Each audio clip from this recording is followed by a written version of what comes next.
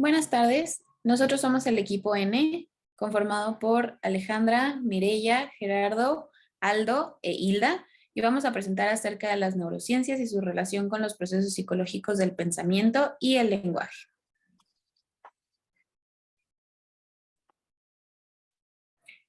Vamos a comenzar con la primera pregunta, que sería: ¿cuáles son las áreas cerebrales que se consideran simétricas y asimétricas anatómica y funcionalmente? De entrada, las áreas simétricas serían las áreas corticales primarias. En este caso, la forma en la que funcionan es asimétrica debido a que la estimulación se dará del lado contralateral al que se esté estimulando. Después, con respecto a las áreas anatómicas asimétricas, tenemos la siguiente: la superficie superior del lóbulo temporal, cisura de Silvio, ventrículos cerebrales, el lóbulo occipital más ancho, este va a ser nada más del lado derecho, y la presencia de lateralización de un hemisferio. Es decir, todos los humanos tendemos a lateralizar el hemisferio que va a ser predominante para nuestro uso a lo largo de toda nuestra vida. Ahora vamos a pasar con Mireya. Gracias, Ale. Bueno, ¿a qué nos referimos cuando hablamos de asimetría cerebral, dominancia o especialización hemisférica? La dominancia en sí, esta teoría ha quedado distante, ya que hoy en día se comparte con mayor fuerza la idea de que al estar divididos los hemisferios, actúan complementándose entre sí, dando lugar a términos como lo es la lateralización y la especialización. Yo lo que entiendo, pues, por la dominancia, es como si tuviéramos dos cerebros en lugar de uno. Ajá, y que, pues, como función principal está el control de la contralateralidad del cuerpo, del hemisferio del que estemos hablando, ya sea del izquierdo o del derecho. Ujú. Y podemos pasar a la siguiente lámina. Ujú. Aquí, por ejemplo, podemos ver que en el hemisferio izquierdo, sí, se da bueno, en el izquierdo y en el derecho hay cierta asimetría, ya que se da por hecho de que en el lado izquierdo se dan las funciones lógicas como el cálculo, las matemáticas, que el hemisferio izquierdo pues es un hemisferio ordenado, analítico, racional y controlador, mientras que el derecho pues es el creativo, el de las ideas, el pasional, el de las habilidades visoespaciales, intuitivas, ¿sí? Y pues esto es lo que es la asimetría cerebral. Sin embargo, pasamos a la otra. Lo que podemos ver dentro de lo que es la especialización es que esta asimetría o diferencias anatómicas, bioquímicas y funcionales, ¿sí?, de los hemisferios cerebrales que contribuyen de manera complementaria para lograr la función o el objetivo. Ajá. Esto quiere decir que no es que cada cerebro, cada hemisferio sea un cerebro por sí mismo, sino que es uno solo que actúan complementando uno al otro. Es como X más Y igual al 100%, ¿sí? Ya que lo que no hace uno lo va a hacer el otro hemisferio. Se van a complementar y la verdad es que son tantas las funciones para tener una sola función, como a lo mejor, no sé, dar un discurso, pues a lo mejor el hemisferio derecho va a ser más dominante en ese aspecto, pero siempre va a entrar la lógica, la racionalidad del hemisferio izquierdo para complementar pues el discurso, ¿verdad? Con cierta lógica. Entonces, en realidad, la especialización es como el término que actualmente se utiliza pues, para hablar sobre la asimetría cerebral. Pasamos con nuestro compañero Gerardo. Gracias, Mireya. Y bueno, sí, como comentaba Mireya, el cerebro al final trabaja de manera integral, ¿no? Lo menciona Castro 2018. El cerebro trabaja de manera integral y complementaria. Sin embargo, hay funciones que cada hemisferio realiza en una función predominante. Por ejemplo, el hemisferio izquierdo es predominantemente lógico y matemático. Es el que busca encontrarle un sentido coherente a las cosas, el que las ordena por características, por tamaños, dimensiones. Este hemisferio también controla los movimientos del lado derecho del cuerpo y bueno, también se le asignan las funciones de habla y escritura, pero desde un aspecto lógico y racional. En las relaciones interpersonales, este hemisferio reconoce las características particulares de los rostros. En cuanto al hemisferio derecho, se le asignan las funciones de la creatividad y la expresión de las emociones. Eh, en contraparte, este hemisferio controla los movimientos del lado izquierdo del cuerpo y bueno, también se le asignan las funciones sonoras, las musicales y las visoespaciales que ya nos comentaba a Mireya.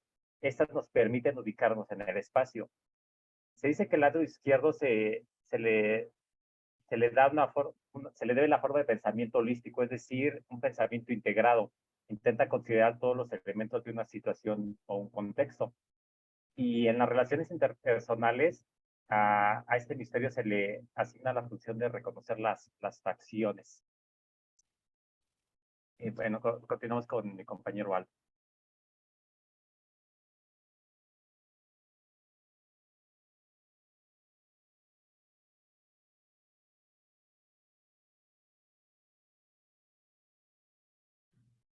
Perdón. Hola, soy Aldo y a mí me tocó trastorno del pensamiento. En este caso voy a explicar primero qué es un pensamiento y después voy a explicar precisamente lo que es los trastornos.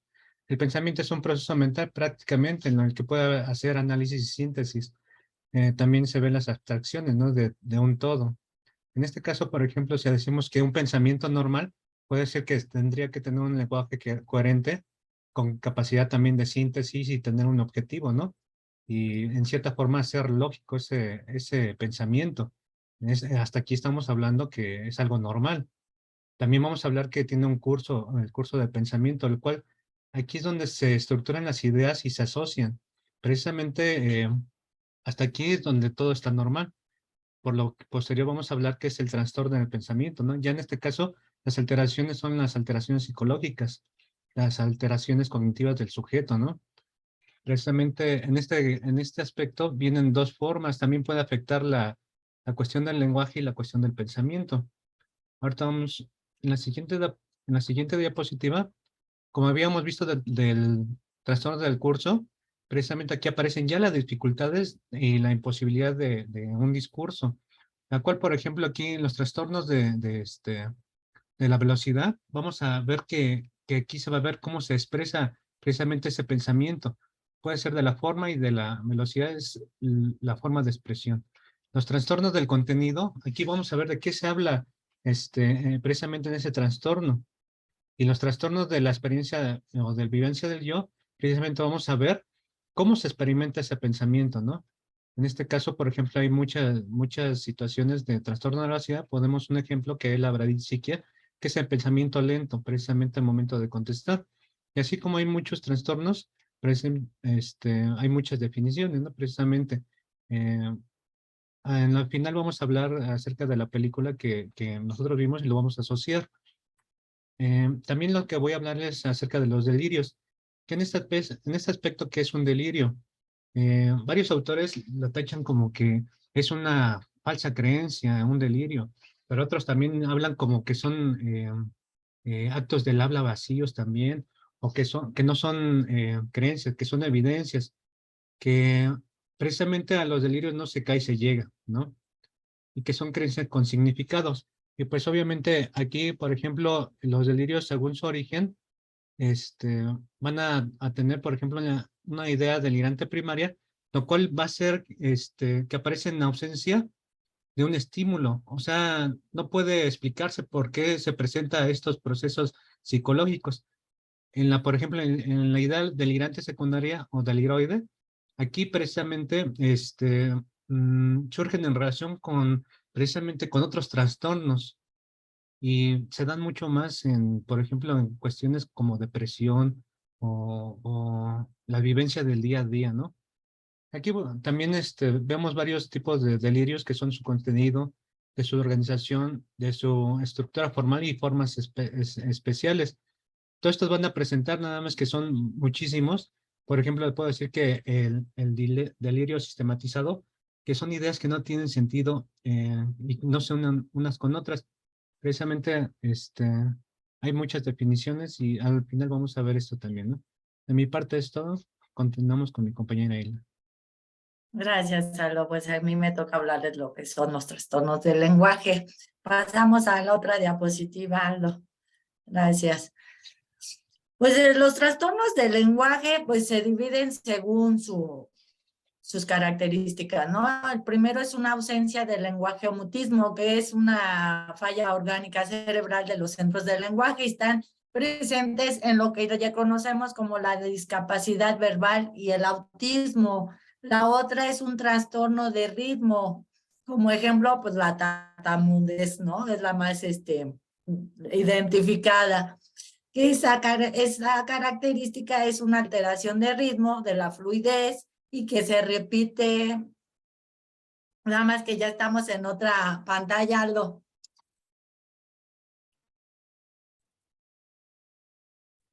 Que se repite las primeras palabras. También hay un trastorno de iteración, coprolalia, es uso del lenguaje antisonante y vulgar y característico del síndrome de Guillain de la Tourette. Si quieren ampliar de este tema, les recomiendo la película Gigoló por accidente, y esta chica lo muestra, bueno, de una manera divertida esta situación de trastorno.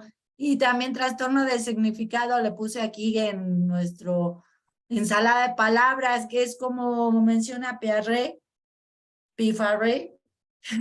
la aparición de conexiones incoherentes o incomprensibles para los demás. Pero bueno, para el paciente, pues para él son importantes. Pasamos a la siguiente diapositiva y como ejemplo de la siguiente alteración, pues tengo a José José como una disfonía, que es una afectación de la voz, ya sea por una lesión, por enfermedades infecciosas en la garganta, en las cuerdas vocales, enfermedades respiratorias, por no tener un adecuado cuidado, el gritar, el tomar cosas o muy calientes o muy frías, pues te puede llegar a dañar tus cuerdas vocales y se presentaría la disfonía. Pasamos a la siguiente diapositiva, Aldo, muchas gracias.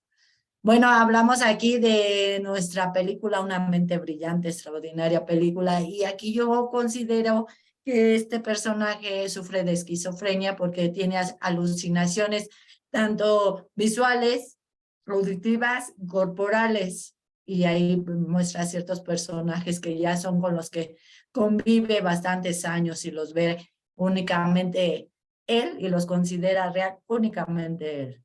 Trastorno obsesivo compulsivo y un delirio sistematizado, ya que él presenta y justifica todas las situaciones en un orden y una congruencia, pues que te hace hasta dudar que no sea cierto, ¿no? Paso con mi siguiente compañero para que haga sus comentarios. Bueno, pues yo lo que noté es que él también tiene dentro de los problemas del pensamiento en el contenido, tiene delirios mesiánicos, ¿sí? Esto, yo me doy cuenta porque él cree que tiene un cargo muy importante, ¿no? En la CIA y se inventa como que él pudiera cambiar hasta problemas entre países, ¿no? Y todo esto, los problemas que tienen con Rusia y todo, o sea, él se cree capaz de poder arreglar ese tipo de problemas y por eso yo destaco eso, igual que las ideas delirantes primarias, que pues son difíciles de reconocer para otras personas, ¿sí? Y solo las ve él mismo, son consistencias internas que él tiene. No hay estímulos externos, digamos, que desencadenen todas estos delirios. Y pues bueno, a ver, no sé, alguna otra persona de mi equipo que tenga alguna otra idea. Sí, gracias, mira. Por ejemplo, yo detecté que tiene una bradixiquia. Esto es, por ejemplo, al momento de que le preguntan algo, tiene una cierta pausa en contestar. Eso se ve muy asociado también con la latencia de respuesta, que es trastornos del lenguaje en este aspecto. Lo que también percibo fue la alogia, que es, por ejemplo, él no habla mientras no le pregunten, ¿no? Es una persona completamente silenciosa. También presenta ciertas ideas fijas e ideas obsesivas. Él se enfoca mucho en su obsesión de pensamiento. Hasta que no logra una cuestión es cuando deja de hacerlo, ¿no? Y al final presentamos unos delirios de persecución. Eh, Él decía que había una conspiración, ¿no? Y que parecía que él lo estaban persiguiendo. Y bueno, eso es yo lo que alcanzo a percibir. Le dejo el micrófono a mi amigo Gerardo. Pues sí, al final lo que pasa con este personaje es que ya como todo un proceso de enfermedad, como decía Aldo, desarrolla ideas obsesivas e ideas fóbicas, ¿no? Donde él ya siente que lo están persiguiendo, que lo quieren matar, que ya su vida está en peligro y es como las últimas partes de sus crisis que lo llevan a tener ya problemas muy serios, ¿no? Que hasta su esposa y su familia se sienten amenazados por él. Y, pues bueno, al final es lo que nosotros analizamos y bueno, concluimos con nuestras referencias. Muchas gracias por la atención.